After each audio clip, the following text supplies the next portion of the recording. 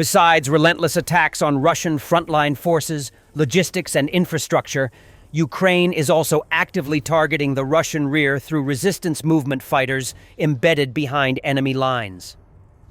A Russian military fuel truck and a UAZ vehicle were torched in the city of Berdyansk, in the temporarily occupied part of Zaporizhzhia Oblast.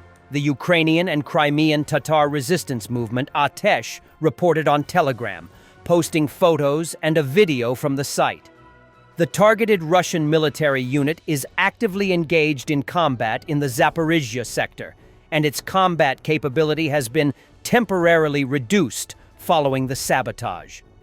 The destruction of the fuel truck and UAZ vehicle was a significant blow to the logistics and operational capabilities of the occupying forces, said Atesh. According to the movement, a Russian soldier who collaborated with the partisans carried out the operation and left the territory of the military unit unnoticed and undetected. Geolocation data confirms a major Ukrainian strike on the Salavat refinery, this time targeting the ELOU AVT-6 unit. Unlike the previous hit on AVT-4, AVT-6 is the backbone of the refinery, processing up to 6 million tons of crude annually. Knocking it offline cripples the core of the plant's operations, disrupting one of Russia's key fuel production hubs and amplifying the growing strain on its already battered energy infrastructure.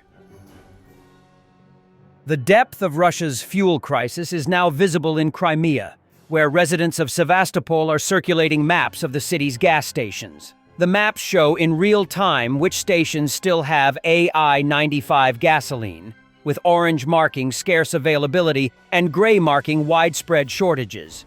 The image paints a stark picture of a city struggling to keep cars on the road, highlighting how Ukraine's strikes on refineries are rippling far beyond the front lines into occupied territories.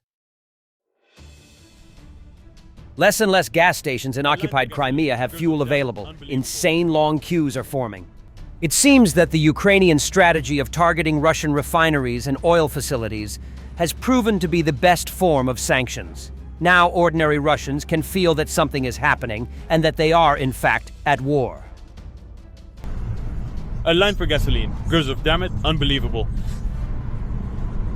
Hey, wow, this is cool, damn. Oh my, everyone's driving around. It seems like the gasoline just appeared here. And there are casualties on Ukrainian side too. Russian forces carried out an attack, including with 2 Iskander ballistic missiles, on a training unit of the Ukrainian ground forces on the 24th of September, resulting in casualties among personnel, the Ukrainian ground forces report. The enemy carried out a combined strike on the premises of one of the training units of the Ukrainian ground forces. Among the weapons used were 2 Iskander ballistic missiles. It was reported that, as a result of the precise hit on a shelter, despite security measures, it was not possible to completely avoid casualties among personnel. Relevant emergency services are working at the scene. Those who were injured are being promptly provided with all necessary medical assistance, the statement said. The ground forces also noted that, to preserve the life and health of personnel, work is ongoing to equip training centers, ranges, and other military facilities with reliable shelters. In addition, extra safety measures are being taken to protect servicemen during missile and aerial attacks.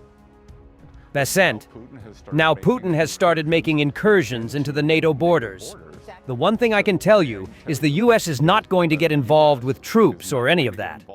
But now Putin has started making incursions, into the NATO borders. Exactly. So the one thing I can tell you is the U.S. is not going to get involved with troops or any of that. We will sell the Europeans weapons, and then the Europeans can pass them on to Ukraine. President Trump wants this war to end. He said several times yesterday he thought it would be the easiest one to end. President Putin has made it clear that he just keeps escalating, and it's a race between the Ukraine military, the Russian economy, and we want our European allies to step up and focus on the sources of the revenues for the Russian economy, and it's oil. And Maria, just to be clear, this goes back to the original sin from President Trump's first term, where he told them, do not create Nord Stream 2. Yeah. And it was that reliance on Russian energy that got us here. Well, I mean, look, we had President Zelensky met with Ahmed al-Shara as Ukraine and Syria officially restored diplomatic relations.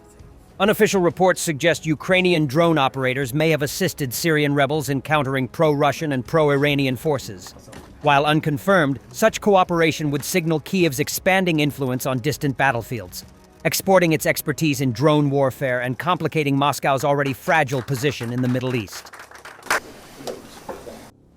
Aalborg Airport in northern Denmark was forced to suspend operations after drones were detected in its airspace. The airport, which also serves as an air base for the Danish Air Force, halted flights as a safety precaution. Police confirmed that several drones were spotted but said there was no danger to passengers or local residents. Because of the incident, 3 passenger flights were redirected to other airports. Police stressed there was no confirmation yet that these UAVs were the same as those seen in Copenhagen earlier this week, but said they appeared to be using a similar pattern.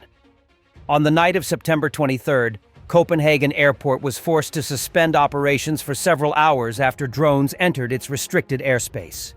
The origin of the drones has not yet been established. Immediately after, Norway temporarily closed the airspace over Oslo Airport due to unidentified drones.